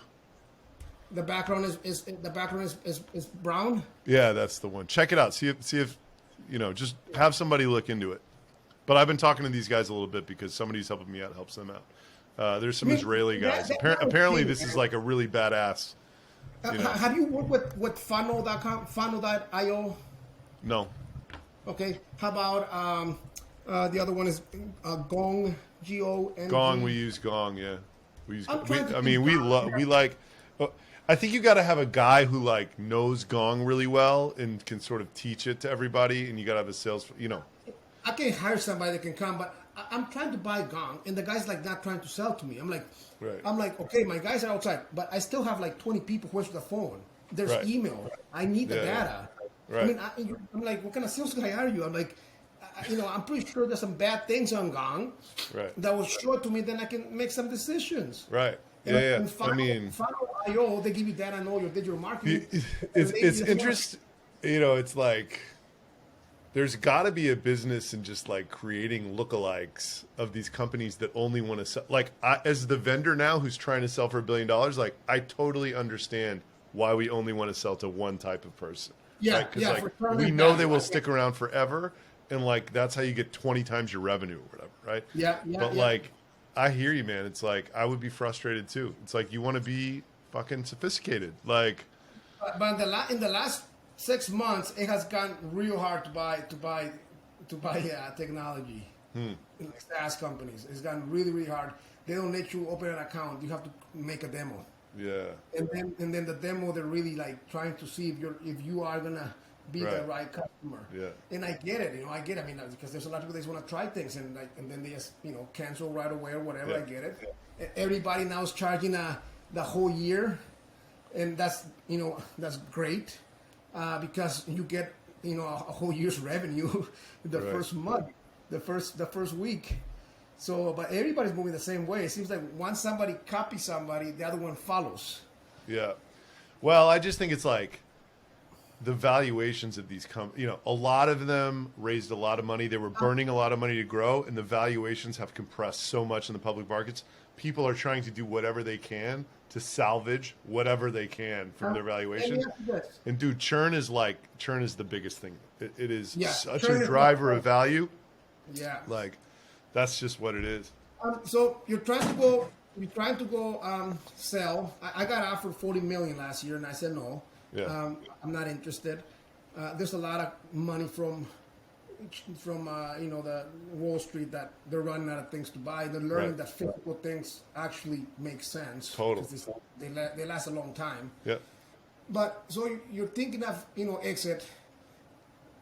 I think you're probably the most famous company doing this, because I did not know about this until the guy with the watches told me about it. Right. And I said, wait, what? Well, we only been around for 3 years. Well, the guy told me, and it works. Yeah, it works. I'm like, can I get their phone number? Can I get their email? Like, I'm very interested. Yeah. And he gave it to me. But you say that you want to exit. So let's say you exit. What the hell are you gonna do? No, I actually want to do a big secondary round in a year. Okay, so my goal is to sell 10% for like $100 million, and then try to go huge. Like, I'm already playing about as big as I can play, but if I took 100 million off, I would play even fucking bigger. I would go raise a bunch of debt. I go buy everybody. I go try to crush this thing. Do you play the whole world or just the U.S.? Just U.S. because it's for legal reasons. Otherwise, I'd love to. It's not allowed in Europe. It's not allowed in Canada. Find a way anywhere else, Mexico or any other markets. So I don't know about Mexico. I mean, we're fueled off of publisher networks that are U.S. centric. I don't know if they exist in other countries or not. I just haven't looked. There's such a big opportunity here in the next 2 years. Like, I should be sniffing around though, for sure. Okay. It's amazing, man. It's amazing how, and also now that I'm hanging out with a lot of different people, I'm learning of how there's so many business owners that don't know shit. They don't know marketing. They don't know advertising. They don't know internet. I'm like, how the hell are they getting the buy? It's like, they pay a young kid, and the young kid doesn't care, but he does enough, that it works, breaks even or whatever. But they're not out there, trying new things and trying to do this and trying to do that. I'm always doing a lot of things. One thing that I did this week, I started doing branding. I hired Wizard of Ads, big company, expensive company. Then I start branding my company. So the goal is to hit 1 million people 3 times a week, 52 weeks for $1 per soul, they call it. Yeah. So that's branding. And I also finally got my agency of record for digital marketing. This company is going to take care of all my digital online presence. They're going to do everything. Sweet. But this guy is actually like in it. Like, this is a guy. He's in it. He's local. He gets excited. Yeah. We talk a lot, so I feel really, really good. I feel I'm in good hands. Yeah. So, I'm just going out there trying to find the people. Have you heard of Kasim? Kasim's the man. You should go. No, that guy- You should go on his podcast. They're No, great. I'm his mastermind. Yeah. But he's got a podcast. They have a fun Well, podcast. Yeah. okay. Well, he's number one media buyer for Google, and he's doing my Google now. Yeah. He's a smart motherfucker. That guy's amazing. That guy's amazing. Yeah, We're just testing right now, but once the snow melts, like I'm doing so many things. I mean, 50 million is gonna be a no-brainer. Yeah, You know no-brainer. What I'm gonna do once I hit 50 million? I'm gonna put systems in place with Ryan Reese. He's gonna come over here for $100,000, 3 days. We're gonna fix it, put everything in place, and then I'm gonna put it in a box, and then I'm gonna go to another state and do the same thing. Boom. And then I'm gonna go to another state and do the same thing. Billion in revenue, baby. There's 50 states. Well, I'm probably You know what I mean? 5 or 6, I think. Yeah. And That's awesome. I and love then that. Just put operators. If I have 5 companies doing 30 million, let's just say 30 million average, that's 150. I'm netting 20%. I'm grossing 40%. I'm netting 20%. Yeah. That's a shitload of fucking money. That's a shitload of money, dude. That's fucking You're gonna money. be making a lot of TikTok videos with Thousands of a times. lot more shit than earlier, right? If I get to that level, I'll buy if I can, 1 million acres in Wyoming and build myself a house and just lose myself there. Yeah. Get bored, right? Get bored. Yeah. Probably last a week. Right. So I mean, I'm doing a lot of things. And Mike Weiss thinks that there's something out there. He wants to put a course. He wants to put this, to teach people. And it's very simple. Two people just try things all the time. All the time. You have to know your Always your be learning. Always be learning. Always be working. Always be hustling. Yep. Follow your gut. I'm the wrong person when they say family time or work balance. I mean, I love what I do. What I do is I wake up and I'm working, and I stop working to go to bed, to go to sleep. Simple as that. If you don't love what you're doing, don't fucking do it. Right. Go do something else. Life's too short to be doing something you don't love. I mean, that makes no fucking sense. I agree. It makes no sense. I'm lucky. I feel lucky that I wake up and I do what I like, which is this. And it's not just roofing. It could be anything. Anything that where I make the phone ring, creating sales teams. Totally. Doing a lot of things. And I'm excited with the new technology. I'm excited for ChatGPT. I mean, dude, it's wild. It's fucking wild. Yeah, we're doing some stuff with it. Like, I think the company that sets software where tells you how to talk to it, that creates prompts, the company that figures out how to create prompts for anything you need, so you can ask ChatGPT. I think that company will become huge. Yeah, $300 billion or something, right? Like, huge. I tell it, I need to write a sales letter on how to offer my roofing services in the Minneapolis area, and then it gives me 10 prompts of what to put on ChatGPT, because ChatGPT, you have to know how to talk to it. Yeah, you got to know how to ask it in the right way. But if you do not know what the hell, you kind of know what you want, but you just don't know how to, AIDA, 6Ws. Nobody knows what 6W is. Yeah. AIDA, nobody knows that. They have simple language that they're trying to get something, but they can't because they're not using the right words. Yeah. I mean, if I find a company that can give me prompts, I mean, I'm going to pay for that. Right. Because it'll help me a lot. So, what do you think of ChatGPT?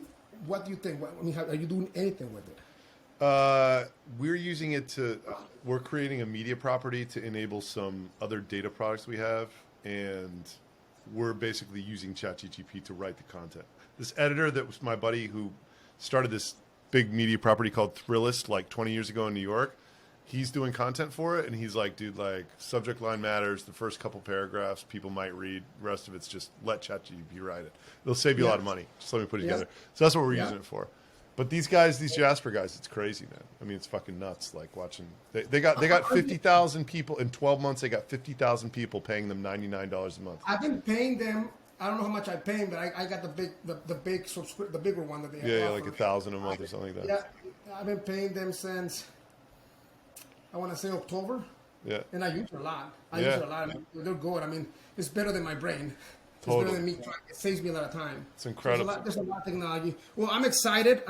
It's getting a little bit late. I have to go home and. Yeah, man. Dude, thank you so much for coming on. I mean, so much came out of this. I make some shorts out of these. Like, I make little LinkedIn videos where I, like, hold up lessons learned. I got several from you. You're going to love this. It's like, I have, like, 5 lessons from jail. Like, the lessons from jail. How to go viral on TikTok. I mean, if you don't, if you, I think everybody should get locked up for a couple months. Yeah. It's making mandatory. You learn so much. You learn. The lessons from jail I got from you is join a clique immediately. There's the big guy's always the leader, so you're there for safety, and then you have a job that you have to do, and then you read, which is incredibly valuable because no one has time to read in their normal life. It makes you appreciate the life outside because your freedom's gone. Little things make a big impact, like you start to appreciate food and coffee way more. You learn street smarts, and because 95% of those people in there deserve to be locked up, they're dumb motherfuckers. You learn cold-blooded manipulation, for lack of a better way to describe it. And then you learn to make alliances. Yes, and write this one down. You know for sure who is your friend. When I was locked up, only my dad and my brother visited me. They put $30 every week. I use that to buy a phone card and buy some coffee. Yeah. Nobody else went to visit me. Nobody else. Incredible. You know how many friends I have? 0. I have 0 friends. I don't want any friends. Right. I'm okay. I got my wife. I got my kids. I mean, I got my dad and my brother. I might have friends. You know. Yeah. I have 0. I got 0. So when you're locked up, that's when you see who really cares about you. Totally. You see who cares about you. Yeah. You see who answers your phone calls. You see who wants to visit you. You see who puts money on your books. You know, you learn a lot. And right there, when you go to jail is all by race. If you are white, don't try to go join, you know, the blacks or the Asians or the Native Americans. No, you go with the whites. Yeah. You know, like there's some Hispanics that arrive and they don't speak Spanish, but you know they're Hispanic. They think they're white. They go with the whites. But you know, there's the racist whites. You know the Yeah. The KKK. And they tell them get out of here. So they don't know what to do. So they go with the blacks, and the blacks say get out of here. And we're all paying attention, right? At the end, they end up with us. And if we're nice, we'll let them in. Yeah. You know, because we could easily say, why didn't you come to us first? Right. And they're all paying attention. If we reject them, his ass is everybody's but his. You know, that's the last thing. So it's all by race. It's all by race. It's all by skin color. We're tribal people, huh? Once you're locked up, you are. And but you learn so much. I mean, you learn how to value everything. You learn, what real freedom is, and you don't take a lot of things for granted. I mean, a lot of things. There's so many things that people take for granted. Being able to sleep in your own bed. Yeah. Waking up at the time that you want. They do roll call at 5:15 a.m. Your bed has to be made, and I mean, I was scared. I was gonna freeze. I was there, in January. They give you a little, a mattress is this thick on a concrete, and it's cold as fuck. Every night, I'm like, I might not wake up. Right. I always wonder how the big guys did it, because the big guys, we all get the same amount of food. Right. I always wonder how the big guys get by. Yeah, man, it's wild. So they have to beat somebody, have to steal from somebody. I don't know how they do it. I never kept an eye, But I don't want to go back, obviously. But I mean, I learned a lot. And that changed my life. It's awesome. That changed my life. The Richest Man in Babylon. That's a book that everybody should read. Well, dude, I haven't read that book. I've read Think and Grow Rich a lot. I love it. Man, this is fucking great talk. There's so much to be learned from you. You've had such an interesting journey. Well, I just keep thinking it's like listening to people who are complaining about not having a job. Like, they just need to listen to this and appreciate what you have been through. And like 3 different times in your life, you were basically rock bottom. Oh yeah. Maybe 4 times. Yeah. Right? Like, like back up against the wall, right? Like, Yeah. and you just kept fucking swinging, you know? Just keep going. You never stop. You keep going. You keep going. The drive, the hunger, and also, the things that I have right now. If my Ferrari or my Rolls Royce breaks down or I lose it or goes up in flames, I will not buy it again. But it was part of the journey. Totally. Part of the journey. Totally.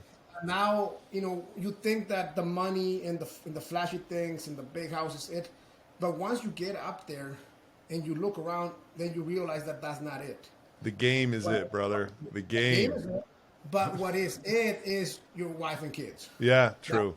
True. That's it. That is the thing. I mean, but it's part of the journey. It's part of the journey. People criticize me this and I'm like, when I bought the Ferrari, it's because that's the thing that I could afford. That's the thing that could prove that I'm making it, right? When I bought the Rolls Royce, that said I made it. Now I don't have to do that. Right. I don't have to do that. Why did I buy so much Versace? Because it's me proving the world that I'm making it. Now I don't have to do that. I will not do it. I still have the clothes. I like it. But once you start making money, and the more money you make, the less people you have around you. I've been sued a couple times. Only last once. By the closest people around you. There's a lot to it.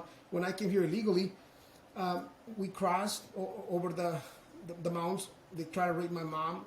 The coyote negotiated with the guys and said, her kids are here. There's a 6-year-old girl on the next trip. I'll make sure you guys can have her.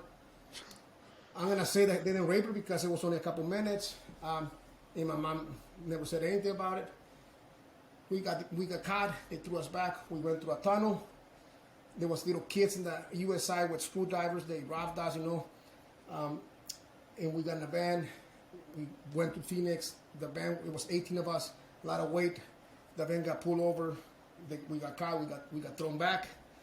The third time, the same tunnel, maybe an hour after we arrived in Mexico, we're walking through the tunnel. It's pitch black. It's like 45 minutes of just pitch black.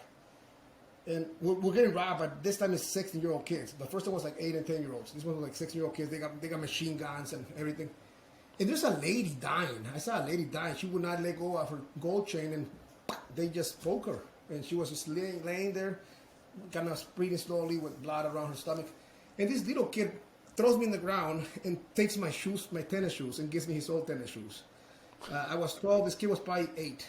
Yeah. And I was so fucking scared, man. I was so scared. And I ended up here with oversized, nasty-looking tennis shoes. And, life is beautiful. I love this country. Life is beautiful. And this is the only country where you can work hard every day and do the right things, and you always get rewarded. You always get rewarded. God bless it. You have to always learn more things. You have to learn. You have to learn always. What works today is not going to work tomorrow. Right. You always have to get better. Learning, networking. I did not know masterminds existed. I am thankful that I know them now. I'm grateful in the masterminds that I have. In Slack, I can ask any recommendation, anything. And these guys come together and they give me the best. Look what I have on my phone. Love that. So networking, and when they say your network is your net worth, I understand why they say that now. Yeah. I agree. I had a great time. People are everything. Yeah, people. I hope that me and you can hang out one of these days. Have Dude, a beer, yeah. have coffee, something. This is awesome. I learned so much from you. I am just so glad we got a chance to talk, and the people are going to love this who hear this. This country's beautiful. This country's beautiful. The market's beautiful. It's beautiful. You just have to find your customer, find your people, and just go at it every day. Yeah. Go at it every day. And don't be the cheapest. I always tell people, I'm the most expensive in my market. I'm not the cheapest. I'm the most expensive. Yeah. And I provide Rolls Royce service. Totally. And I know how to do it. I know way how to to do do it. it. Don't ever be cheap. Cheap is nasty. Thank you, man. Appreciate it. Take care.